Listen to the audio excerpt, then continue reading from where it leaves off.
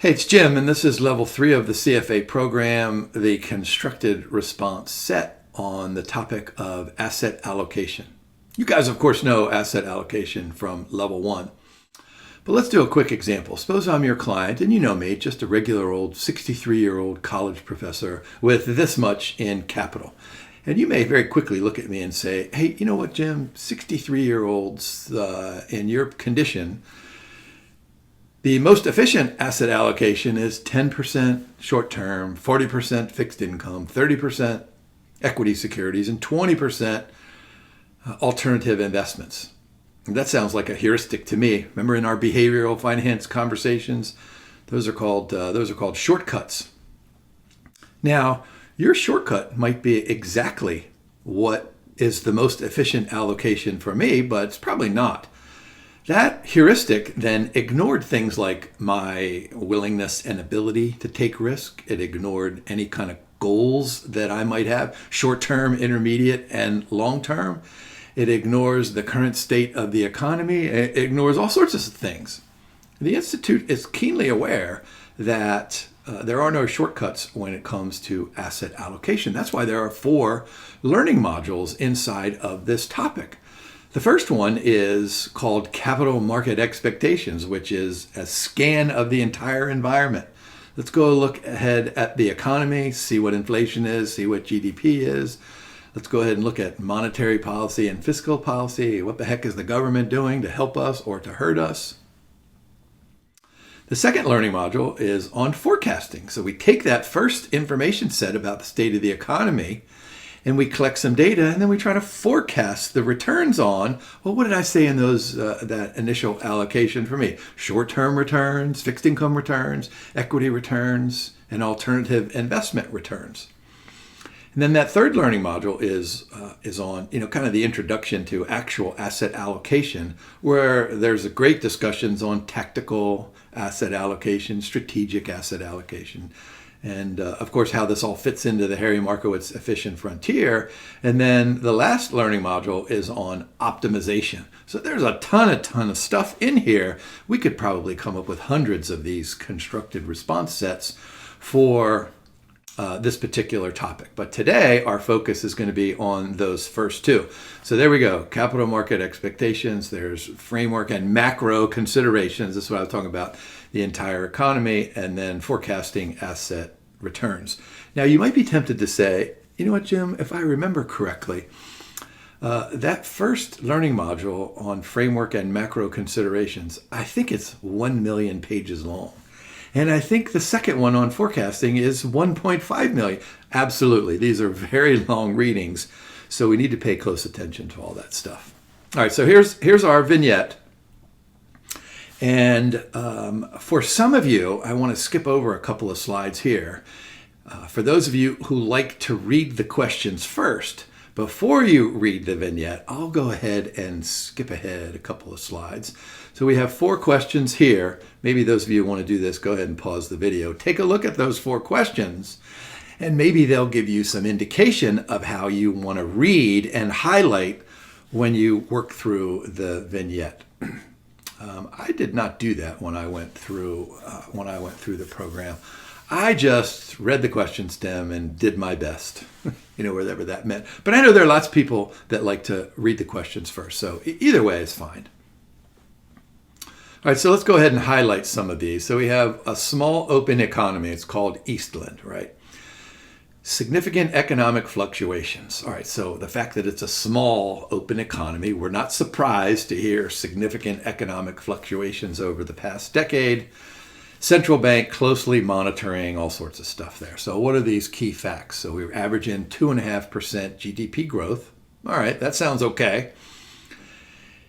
We need to know about exports and imports. So we export tech products, 40%. We export commodities, 35%. Services sector, tourism, there's 25%.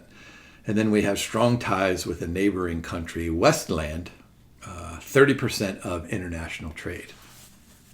All right, key major developments here. Conflict has erupted, so 50% spike in global oil prices. So this has probably some implications back here for maybe all of these key facts, but, primarily, exporting and importing, because if we've got this extra inflation in oil prices, well, that's just not like inflation for a loaf of bread, right? If you buy a loaf of bread and there's 50%, well, you just go ahead and pay the extra 50%. But with a spike in oil prices, well, that permeates the entire economy, so it's not isolated.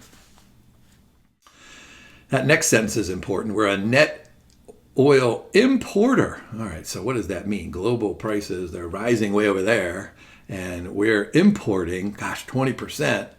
So we're going to have to pay higher prices over there. All right, so the bank has compiled the following pieces of data. So 2021 all the way up to 2024, and then there's a forecast out on that far right column. So let's just go through these, kind of briefly, and see what kind of simple conclusions that we can make. All right, so look, 1.8, 2.3, 2.7, 3.1. All right, so what does that mean? The economy is probably growing. It's probably growing at a good rate. Inflation, 2.1, 2.4, 2.8, 3.2. So when you have economic growth, what do we know? We know that means that lots and lots of workers are probably making a higher wage, which means they're probably spending more. So it's not surprising to see the relationship between that economic growth and the rate of inflation increasing. Of course, the problem becomes when that economic growth then starts to subside and inflation keeps going up and up. Unemployment used to be 5.2, now it's down to 4.2. So our central bank considering implementing a new long-term, so that's important, long-term forecasting model for exchange rates and currency volatility, and they're debating purchasing power parity and interest rate parity. So, of course, as soon as you read those two economic conditions, you should think, okay, purchasing power parity, let's compare the price level of two countries. Interest rate parity, let's compare the difference and in interest rates between the two countries, and maybe, and the link between those two economic parity conditions is the rate of inflation. Of course, the rate of change in the price index, that's inflation, which can be and is a big component of interest rate parity. Now, those of you who pay attention to my recordings on the learning modules, you'll know that I regularly say things like, boy, the Institute really likes to have somebody in the vignette make some comments. So here we go. We've made the following statements or comments or conclusions. All right, you ready for these three? Estimating volatility from smooth returns can effectively capture sudden changes in market volatility. Well, first of all, you should know all the way back from level 1 that when we do any smoothing, so here we go, we got this, right? If we do any smoothing, how the heck is that smoothing model going to capture this thing way up here and this thing way down there? So we probably don't like that. We probably don't like that first statement. The second one, the autoregressive conditional heteroscedasticity models. Wow, that's a mouthful there. Remember that when we introduced this, we did a little bit in level 1, but then level 2, we did tons and tons of time series stuff. Remember that the easiest thing to do is just to assume that the variance or the standard deviation of the data set has a constant variance. It's constant over time. And that's the simple assumption. That's called homoscedasticity. But what do we know? We know things go like this, right? So how do we capture the volatility in that time series or any kind of data? So there's the ARCH model can capture volatility. So we don't like that first one. I think we like the second one there. That makes sense. Constant variance-covariance matrix method cannot be used to estimate the variance-covariance matrix for a large number of assets. Yeah, we probably like that. Remember, there's a sentence inside the learning module that says something like, you know what, if you have 10 assets in the portfolio and you only have 2 observations, well, that's probably not going to work, So this is what we're talking about here. And I think the reading has a sentence that sounds something like, you ought to have like 10 times the number of observations for the number of assets. All right, so those of you who didn't read those questions here, let's go ahead and work through these things here. So 3 ways in which recent conflict could affect Eastland's economic growth trends. 3 points, separate paragraph.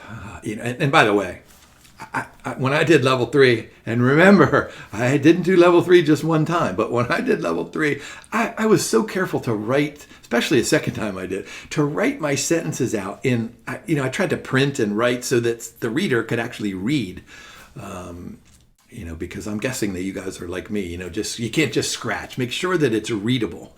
So explanation in separate paragraphs. Now, of course, with technology, who knows how much easier that is than it used to be back in the old days.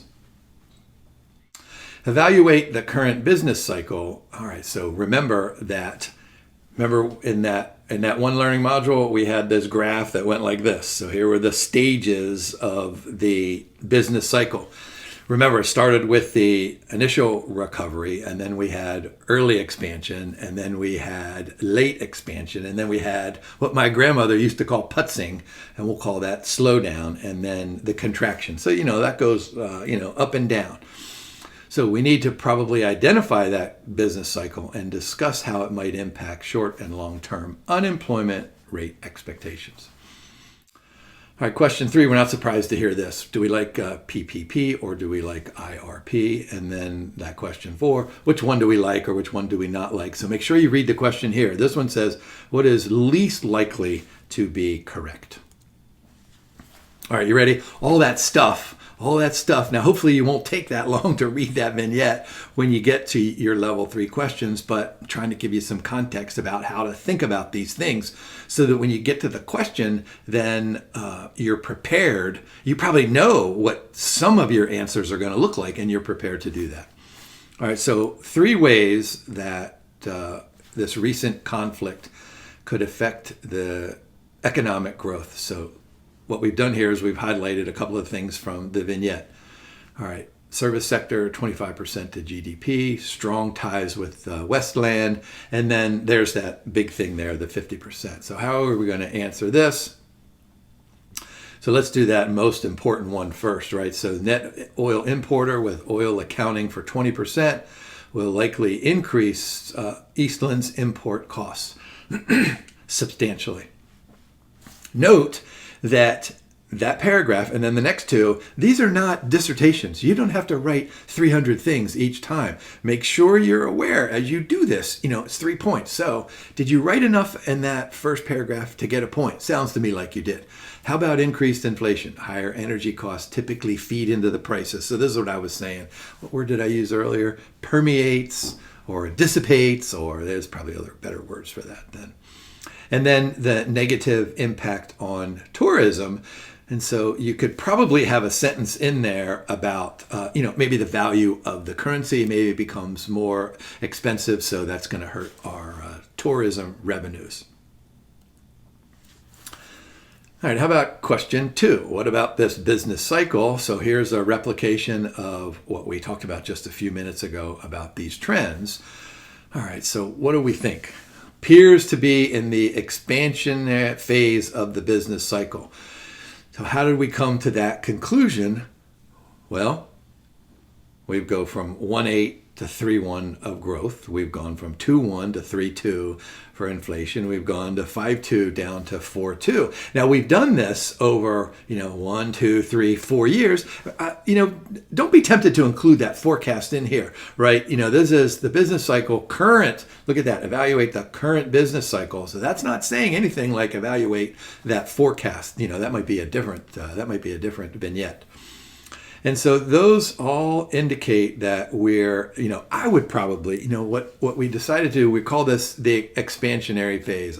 I would probably say, just from my background in economics, I'd probably say, we're somewhere not in the early expansionary phase, but probably the late. But then again, you remember from, your lifetimes, which is not as long as my lifetime, but we have these expansions and contractions, and who knows how long they're going to last.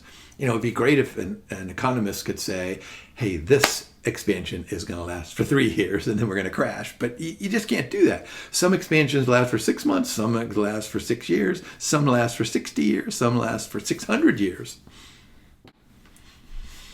Pretty sure we've never had a 600-year expansion, but we probably had a 600-year contraction. I don't know what happened in the Middle Ages. Maybe you guys are better history people than I am, but that doesn't sound like we expanded too much.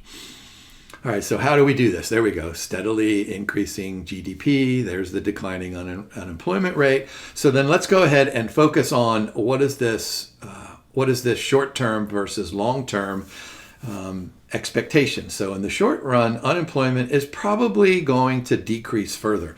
And the way I would do this, you remember back, level 1, level 2, and even the level 3 multiple choice questions, the Institute always likes to say, what's the most likely to occur? What's the least likely to occur? So I would go ahead and put that in my answer, say it's most likely that it's going to decrease further. I wouldn't say 100% it's going to decrease further. Long-term expectations, and this is, I don't want to say it's irrelevant, but, this is irrelevant to the vignette, but this is a good thing to remember. Unemployment rates, they eventually, whatever that means, to some kind of a natural rate. But I would probably put a comma down there at that last sentence and say, depending on the long-term impact of that spike in oil prices. Now, we don't expect oil prices to go like this and then go like this and then go like that. We don't typically see 3 consecutive oil price spikes, but I think it's okay to try to link other things inside of your responses. All right, how about the decision between purchasing power and interest rate parity? So what are the important parts of the vignette? So GDP growth, so there's the imports and the exports. So we're exporting technology and agriculture. And so there's that new long-run forecasting model. So the simple fact that we've got substantial trades in goods, especially in commodities. So if you sum those, you get to 75%. So that makes sense that we're going to use that purchasing power parity, the difference between the price levels, the ratio between the price levels of those countries. And of course, you probably should say something about exchange rates, and so that thing will probably adjust to reflect the fact that the price of oil is a global commodity, and so sooner or later it's probably going to adjust down to some equilibrium level.